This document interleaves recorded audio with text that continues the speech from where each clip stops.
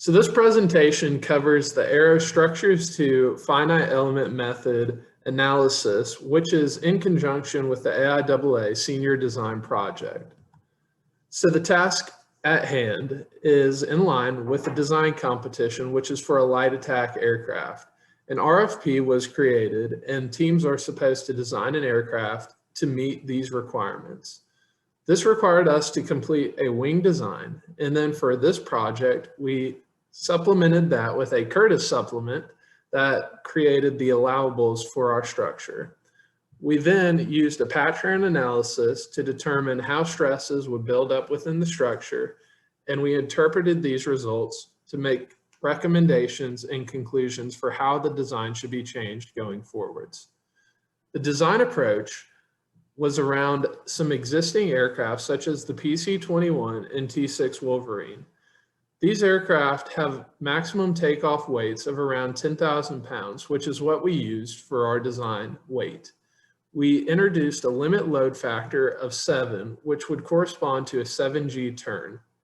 The wing area we chose was 198 feet squared, which is consistent with these similar aircraft.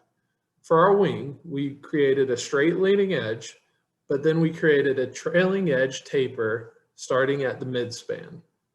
So prior to catting up the wing and running our analysis in PatTran, we were first able to determine that the flight loads would be 35,000 pounds, which is half of 70,000.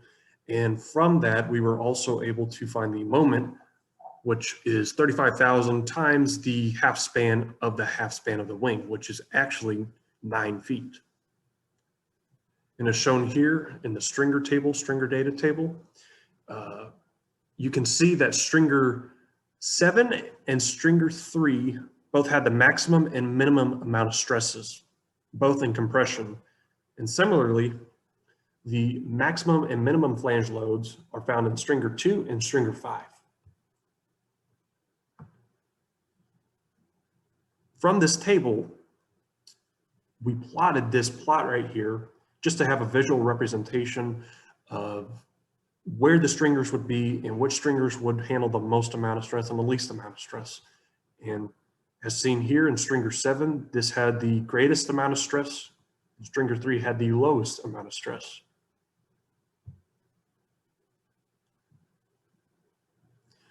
From Curtis's supplement, we were able to calculate the critical stresses, the shear critical stresses, along with the compressive yields in the area.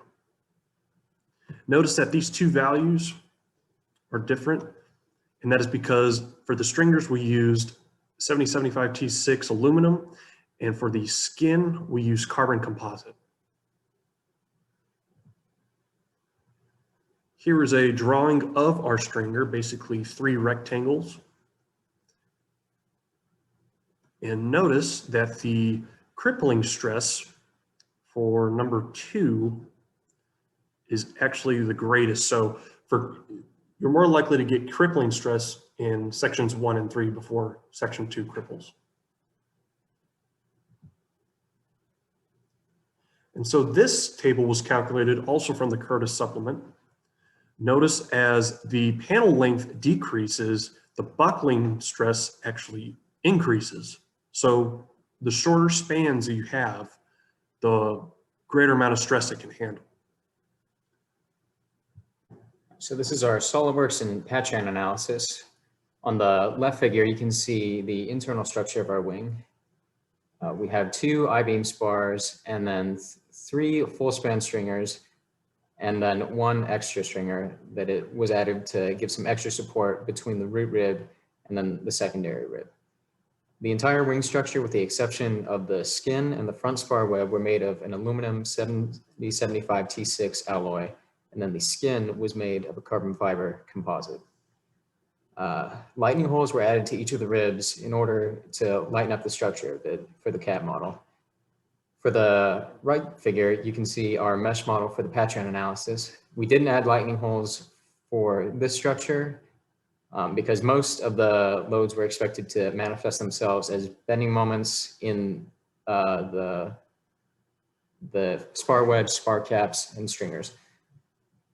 So, and then also in the Patran analysis, you can see the boundary conditions. At the root rib, we have our fixed loads, and then along the two bottom spar caps, you can see our distributed loads. So this is a contour plot of the von Mises stresses in our skin for the Patran analysis.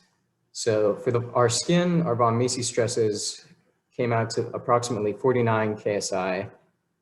You can see the red region near the root where we have a concentrated load. This was significantly higher than the allowables that we calculated in our Curtis supplement. For our front spar web, we had von Mises stresses of approximately 92 KSI.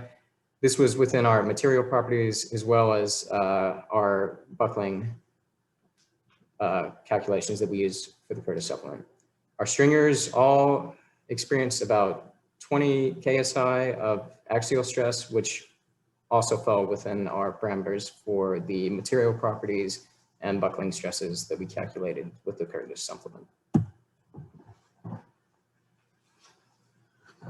So for future revisions, we would increase the spar taper. So what that would look like is an hourglass shape of the spar web where the top ends were wider as well as the bottom with a narrow necking towards the center.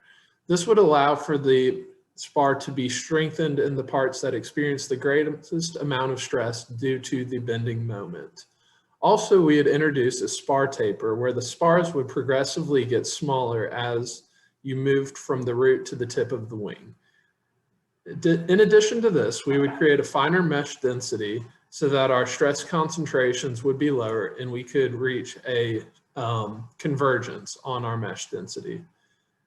Finally, we would add half span stringers, which would only go from the root to the mid span. This would allow for the strengthening of the inboard section of the wing while not incurring the weight penalty of beefing up the outside part of the wing.